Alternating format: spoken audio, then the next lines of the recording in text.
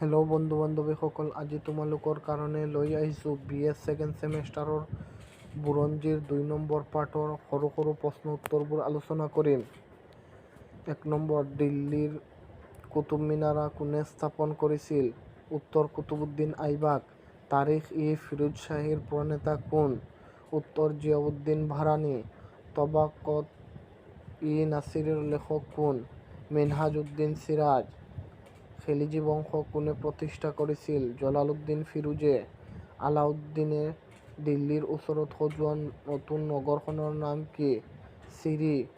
তুগলক বংশৰ প্ৰতিষ্ঠাপক কোন আছিল? গিয়াছুদ্দিন তুগলক। বুৰঞ্জীত জ্ঞানমুখ ৰজা বুলি কাক কোৱা হয়? মহাম্মদ বিন তুগলক। কোনজন চুলতানৰ দিনত সৈন্যবাহিনীবিলাকক বেতন দিয়া আৰম্ভ কৰিছিল? আলাউদ্দিন খিলজীৰ দিনত। চুলতান উপাধিৰ অৰ্থ কি? পৃথিৱীৰ অধীশ্বৰ। দিল্লীত চুলতানী সাম্ৰাজ্য গঠন কৰা ৰাজবংশ অংশসমূহৰ নাম লিখা।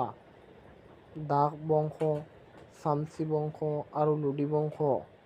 দিল্লীৰ চুলতানী সাম্ৰাজ্যৰ প্ৰতিষ্ঠাতা কোনে কৰিছিল? কুতুবুদ্দিন আইবাক। কুতুবুদ্দিন আইবাকৰ জোৱায়েকজনৰ নাম কি? ইলতুৎমিছ। কোনজন চুলতানৰ পল খেলি থাকোঁতে ঘোঁৰাৰ পিঠিৰ পৰা বাগৰি মৃত্যু হৈছিল? কুতুবুদ্দিন আইবাক। মালিক তাজ-উদ-দিন ৰেজা কোন? এজন মুছলমান পণ্ডিত আছিল। দিল্লীৰ দ্বিতীয় বাগদাদ স্বৰূপ কাৰ দিনত হৈছিল? উত্তৰ, ইলতুৎমিছৰ দিনত। দিল্লীৰ সিংহাসনত আৰোহণ কৰা প্ৰথম মহিলা চুলতান কোন আছিল? চুলতানা ৰেজিয়া। চুলতানা ৰেজিয়া কোন আছিল? ইলতুৎমিছৰ জীয়েক। দিল্লীৰ প্ৰথম চুলতান